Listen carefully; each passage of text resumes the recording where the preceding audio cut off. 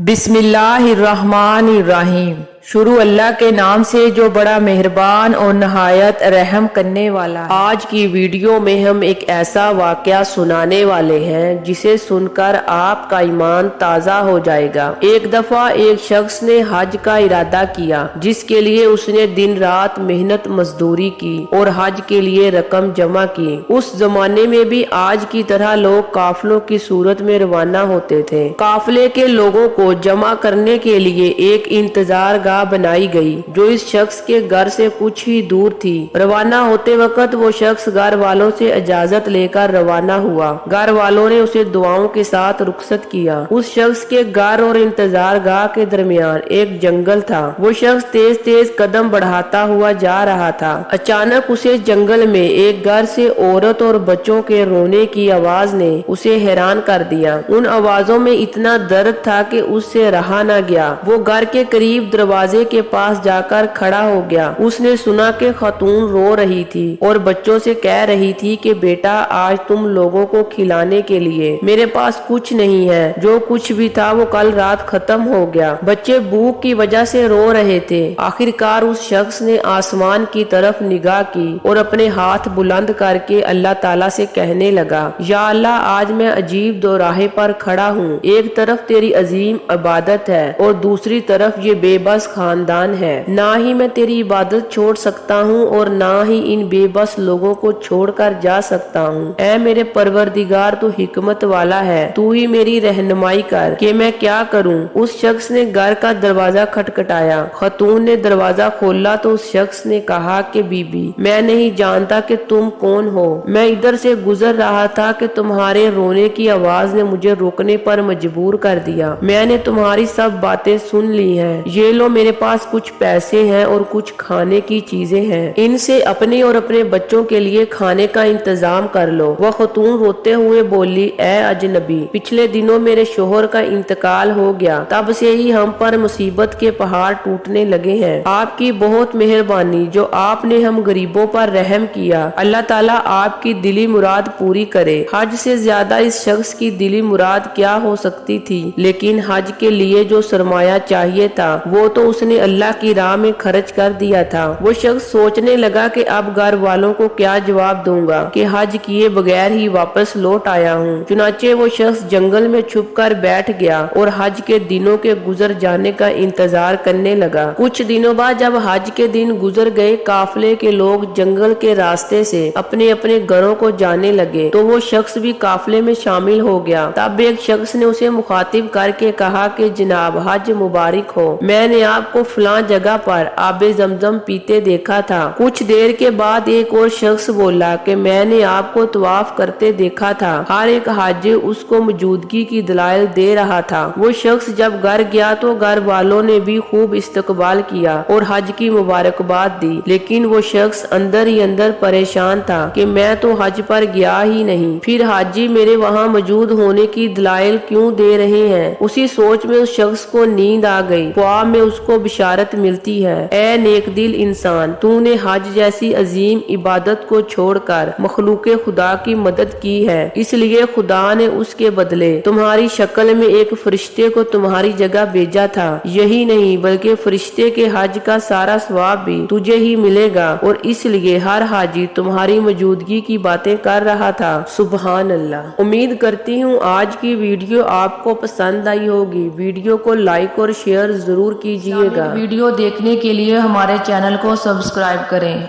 और bell icon को जरूर प्रेस करें ताकि हर नई आने वाली वीडियो का नोटिफिकेशन सबसे पहले आपको मिले।